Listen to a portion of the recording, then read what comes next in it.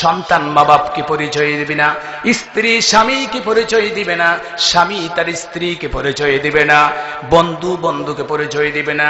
সূরা মাআরিজের মধ্যে আল্লাহ তাআলা বর্ণনা করেছেন, ওয়ালা ইয়াসআলু হামিমুন হামিমা। আরবিতে হামিম এমন বন্ধুকে হামিম বলা হয় যে বন্ধু বন্ধুর জন্য জীবনটা দিতে প্রস্তুত হয়ে যায়। কিয়ামতের ময়দানে এমন বন্ধু বন্ধুকে দেখে পলায়ন করবে না, নাউযুবিল্লাহ। সেই হাসরের ময়দানে মানুষ পাগলের মতো হয়ে যাবে, বেহুশ বেকার হয়ে গিয়ে, নিরুপায় হয়ে গিয়ে আল্লাহর কাছে আরজ করবে, রব্বুল আলামিন ইয়াওয়াদ্দুল মুজরিমু লাউ ইফতাদি মিন আযাবি ইয়াউমি ইযিম বিবানি। আল্লাহ গো, আজ হাসরের ময়দানের কষ্ট আর সহ্য হয় না, মাবুদ গো দয়া করে মেহেরবানি করে আমার যতগুলি সন্তান আছে কলিজার টুকরা সমস্ত সন্তানগুলিকে আমার পক্ষ থেকে জাহান্নামে দিয়া আমাকে মুক্তি দিয়া দাও, বলেন নাউযুবিল্লাহ। আমার ভাইয়েরা, কত অবস্থা কত কঠিন হলে পরে নিজের সন্তানকে জাহান্নামে দিয়া নিজের বাঁচানোর কথা বলে। আমার ভাইয়েরা, বন্ধুগণ, সন্তানকে সব মা বাপ আদর করে, কথা ঠিক কিনা? কেমন মায়া করে, কেমন আদর করে, মহব্বত করে।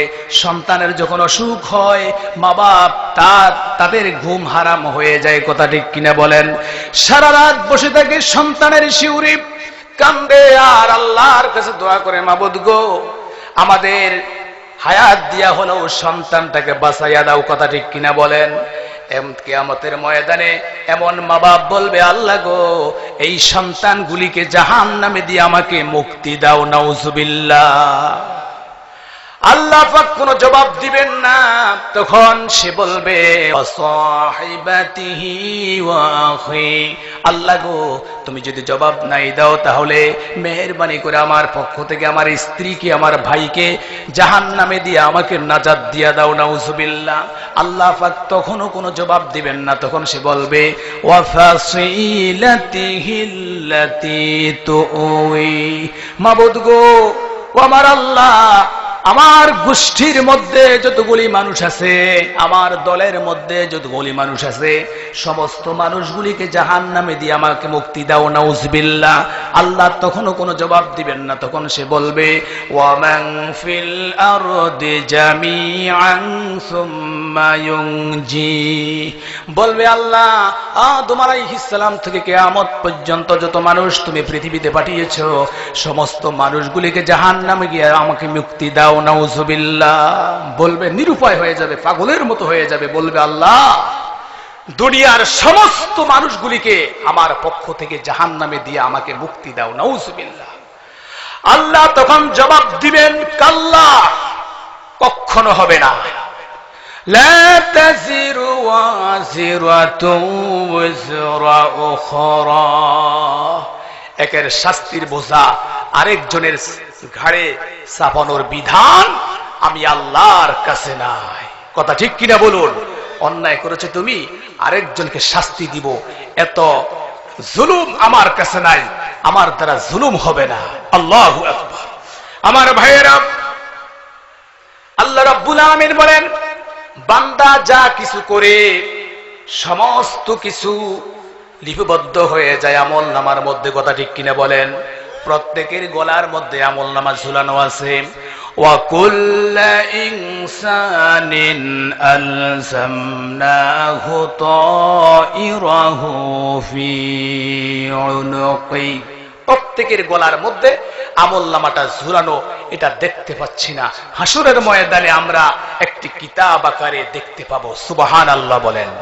وَنُخْرِجُ لَهُ يَوْمَ الْقِيَامَةِ كِتَابًا يَلْقَاهُ مَنشُورًا, কিয়ামতের দিন খোলা অবস্থায় তুমি দেখতে পাবে। আল্লাহু আকবার।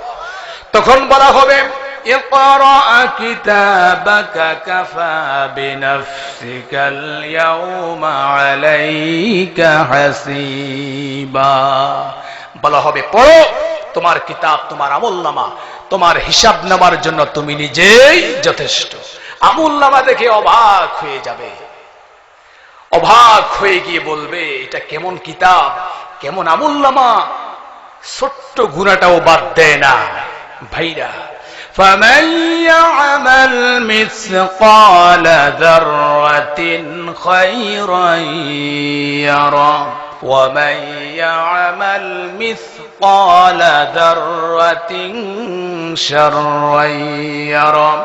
যারা পরিমাণ কোনো ভালো কাজ যদি তুমি করে থাকো তাও তুমি দেখতে পাবে, যারা পরিমাণ কোনো খারাপ কাজ করলো তুমি দেখতে পাবে।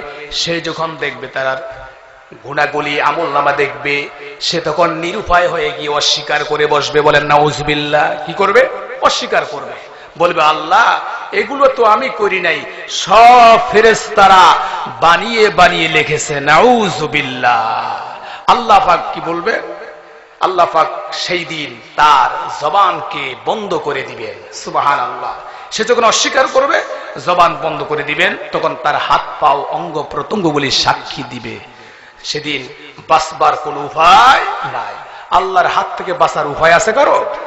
আল-ইয়াওমা নাখতিমু আলা আফওয়াহিহিম ওয়া তুকাল্লিমুনা আইদিহিম ওয়া তাশহাদু আরজুলুহুম বিমা কানু ইয়াকসিবুন। আল্লাহু আকবার।